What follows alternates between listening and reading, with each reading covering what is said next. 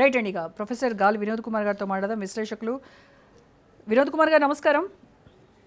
నమస్తే మేడం. నమస్తే. సో ఈ డీలిమిటేషన్ వల్ల హిందీ బెల్ట్లో బీజేపీ బలపడుతుంది, అక్కడ ఎక్కువ సీట్లు గెలుచుకుంటుంది ఖచ్చితంగా. ఈ అదనపు సీట్లతో మరో 2 దశాబ్దాల పాటు తిరుగులేని అధికారాన్ని చేజిక్కించుకోవడానికి చేస్తున్నటువంటి ఒక కుట్రగా ఇటు ప్రతిపక్షాలు విపక్షాలు విమర్శిస్తూ ఉన్నాయి. అలాగే మహిళా బిల్లు ద్వారా కూడా పార్టీలో కొత్త తరం నాయకత్వాన్ని వాళ్ళని ఆహ్వానించడం కరెక్టే. బట్ దీన్ని డీలిమిటేషన్ అనే దానికి లింక్ పెట్టడం అనేది ఇక్కడ చాలా అబ్జెక్టబుల్గా చెప్తూ ఉన్నారు. సో ఫెడరలిజానికే ఇది ఒక ముప్పు లాంటిది అని చెప్తూ ఉన్నారు. అంటే ఉత్తరాది రాష్ట్రాలు కేంద్ర బడ్జెట్లో నిర్ణయాల్లో కావచ్చు, రాజ్యాంగ సవరణల్లో కావచ్చు పూర్తి ఆధిపత్యం తీసుకొస్తే, దక్షిణాది రాష్ట్రాలు ఇటు ఆర్థికంగా కావచ్చు, రాజకీయ పరంగా కావచ్చు కంప్లీట్గా నష్టపోయేటువంటి అవకాశం ఉంది, ఒంటరయ్యేటువంటి ప్రమాదం కూడా ఉంది కదా అనేది వీళ్ళు చెప్తున్నటువంటి విశ్లేషణ. ఏం చెప్తారు మీరు? ప్రధానంగా రాజ్ న్యూస్ ప్రేక్షకులకి, నా కో ప్యానల్ సభ్యులకి గుడ్ ఈవినింగ్ అండి. ఇవాళ డీలిమిటేషన్ ప్రక్రియ అనేది ఇప్పటికే చాలా ఆలస్యమైంది. ఇప్పుడు డీలిమిటేషన్ చేయడం వల్ల 50% సీట్లు పెరుగుతాయి కాబట్టి ఇప్పుడు మళ్ళా దక్షిణాదికి వచ్చే నష్టం ఏం లేదు. గతంలో 50% సీట్లు పెరగకుండా ఉంటే నష్టం జరిగేది. ఎందుకంటే జనాభా దామాష పద్ధతిలో అక్కడ ఉత్తరాదిలో ఎక్కువగా వచ్చి దక్షిణాదిలో తక్కువగా వచ్చేది. కానీ ఇప్పుడు జనాభా ప్రాతిపదికన కాకుండా ఉన్న స్టేటస్ కో ప్రకారంగా, ఇప్పుడున్న జనాభా ప్రకారంగానే 2011 జనాభా లెక్కల ప్రకారంగా 50% సీట్లను పెంచుతా అంటున్నాడు. అంటే లేటెస్ట్ కాబట్టి దానివల్ల నష్టం లేదు దక్షిణాది పెద్దగా. ఎందుకంటే అసలు ఇప్పటికీ దక్షిణాదికి తీర నిర్ణయం చేసింది కాంగ్రెస్ పార్టీ. కాంగ్రెస్ పార్టీ ఎవరు చేస్తున్నారండి? కాంగ్రెస్ పార్టీని మహిళా బిల్లును ఎవరు ఆపారండి? కాంగ్రెస్ పార్టీని. ఇవాళ కాంగ్రెస్ పార్టీ మహిళా బిల్లు రాజ్యసభలో ఎందుకు పెండింగ్ లో ఉందండి? ఎందుకు ఆమోదించబడలేదు? కాంగ్రెస్ పార్టీకి చిత్తశుద్ధి లేక కదా. ఇవాళ కాంగ్రెస్ పార్టీని ఓబీసీ, బీసీ, ఎస్సీ, ఎస్టీలకు బిల్లు తయారు చేసేటప్పుడు పెట్టద్దని ఎవరు అన్నారా? కాంగ్రెస్ పార్టీ ఇవాళ ఏదైనా ఒకటి వాళ్ళ మహిళా బిల్లు వస్తుంది, ఓబీసీ రావాలనేది ఖచ్చితంగా డిమాండే. మేము బీసీ, ఎస్సీ, ఎస్టీల తరఫున మాట్లాడతాము, ఖచ్చితంగా రావాల్సిందే అని అడుగుతాం. కానీ ఇప్పుడున్న ప్రస్తుత పరిస్థితులలో ఇప్పుడు ఆ మహిళలకు, బీసీ, ఎస్సీ, ఎస్టీలకు వచ్చేదాకా ఆ బిల్లు ఆపడము అనేది కరెక్ట్ కాదు. ఎందుకంటే ఇవాళ డీలిమిటేషన్ ప్రక్రియ అనేది ఇవాళ జరిగి తీరాల్సిందే. ఇప్పటికి చాలా ఆలస్యం అయిపోయింది కాబట్టి వాళ్ళు ఒక విజన్ పెట్టుకున్నారు. బీజేపీ వాళ్ళు వాళ్ళొక విజన్ ఏంది? ఇవాళ వాళ్ళు అఖండ భారత నిర్మాణం చేయాలి. అఖండ భారత నిర్మాణం చేయాలంటే వాళ్ళకి దేశంలో ఇవాళ ఇప్పుడు ఎన్నికల ప్రక్రియ కొనసాగించాలి, ఇక్కడ సీట్లు పెంచాలి, మహిళలకు ప్రాధాన్యత ఇవ్వాలి, 250 సీట్లు పార్లమెంట్ సీట్లు పెంచుకోవాలి. సో వాళ్ళ లక్ష్య సాధనలో వాళ్ళు పని చేసుకుంటూ పోతున్నప్పుడు ఇవాళ ఖచ్చితంగా 33% ఒక మంచి ముందడుగే.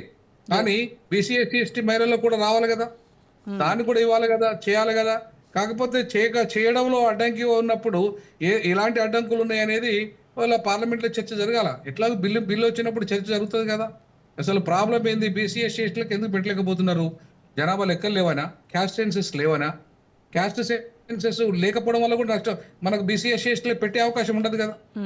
ఒకవేళ నిజంగానే క్యాస్ట్ సెన్సెస్ ఉంటే వాళ్ళు బీసీ, ఎస్సీ, ఎస్టీలకు లెక్క తీస్తారు. కానీ క్యాస్ట్ సెన్సెస్ జనరల్ మహిళలకు సంఖ్య తీయడం వేరు, దాంట్లో బీసీ మహిళ, ఎస్సీ మహిళ, ఎస్టీ మహిళలు ఎంతని తీయడం వేరు. కాబట్టి క్యాస్ట్ సెన్సెస్ అనే దాన్నే ప్రక్రియ చేసుకొని ఇవాళ రేపు ఈ చట్టం వచ్చే అవకాశం ఉంది. బట్ ఆ కుల జనాభా లేకపోతే ఇమ్మీడియట్లీ అది చట్టం చేయడం కుదరదు. సో కాబట్టి వాళ్ళ క్యాస్ట్ సెన్సెస్ అవసరం అని రాహుల్ గాంధీ గారు ఇప్పుడు అంటున్నారు. వాళ్ళ ప్రభుత్వంలో ఎందుకు చేయలేదండి? ఇప్పుడు 55 ఏళ్ళు ఈ దేశాన్ని పరిపాలించిన కాంగ్రెస్ పార్టీ డీలిమిటేషన్ చేయొద్దని అన్నారు ఎవరన్నా? లేదంటే క్యాస్ట్ సెన్సెస్ చేయొద్దన్నారా? లేదంటే ఈ దేశంలో దక్షిణాదికి వాళ్ళు చేసిన మేలేందండి? వాళ్ళు ఏమైనా ఈ దేశానికి హైదరాబాద్ 2వ రాజధాని చేయాలని అంబేద్కర్ గారు 55లో చెప్పారు. చేసిన రావాలేమన్నా? సుప్రీంకోర్టు బెంచ్ చేయాలని 55లో చెప్పాడు. దక్షిణాదికి చేసిన రావాలేమన్నా? ఇవాళ చిన్న రాష్ట్రాలని ఇట్లా ఉత్తరాది రాష్ట్రాలు అతిపెద్ద రాష్ట్రాలుగా ఉన్నాయి, ఈశాన్య రాష్ట్రాలు చిన్న రాష్ట్రాలుగా ఉన్నాయి, చాలా చిన్న రాష్ట్రాలుగా ఉన్నాయి. ఇవి చిన్న రాష్ట్రాలుగా ఉన్నాయి. ఇవి మన దక్షిణాది రాష్ట్రాలు చిన్న రాష్ట్రాలుగా ఉన్నాయి, ఈశాన్య రాష్ట్రాలు మరింత చిన్న రాష్ట్రాలుగా ఉన్నాయి. సో ఈ రాష్ట్రాల విభజన శాస్త్రీయంగా లేదు కాబట్టి మళ్ళీ డీలిమిటేషన్ ప్రక్రియ మొదలుపెట్టి మళ్ళీ మొత్తం దేశానికి మళ్ళీ రాష్ట్రాల పునర్విభజన చేయాలని చెప్పి అంబేద్కర్ గారు కోరారు. మరి చేశారండి? 2 కోట్ల జనాభాతో ఒక రాష్ట్రం చేయాలని 55లో సూచించాడు. మరి అట్లా కాకుండా 25 కోట్ల జనాభా ఉత్తరప్రదేశ్ ఉంటుంది, ఇలా మణిపూర్, గోవా లాంటి అతి చిన్న రాష్ట్రాలు వాళ్ళ ఒక ఎంపీ 2 ఎంపీలు ఉంటారు. ఇలా మరి అట్లా ఇలా ఉత్తరాది ఆధిపత్యం ఎవరి వల్ల వచ్చిందండి? కాంగ్రెస్ వల్ల రాలేదా? కాంగ్రెస్ కదా అప్పుడు రాష్ట్ర విభజన చేసింది. కాంగ్రెస్ వాళ్ళ ఉత్తరాది వాళ్ళ ఆధిపత్యం కోసము, అక్కడున్న బ్రాహ్మణుల ఆధిపత్యం కోసము, లేదంటే ఇవాళ ఎవరైతే ఉన్నారో ఆధిపత్య వర్గాలు ఉన్నాయో ఆ వర్గాల ఆధిపత్యం కోసం చేసుకొని అశాస్త్రీయంగా దేశంలో రాష్ట్ర విభజన చేసింది మీరే.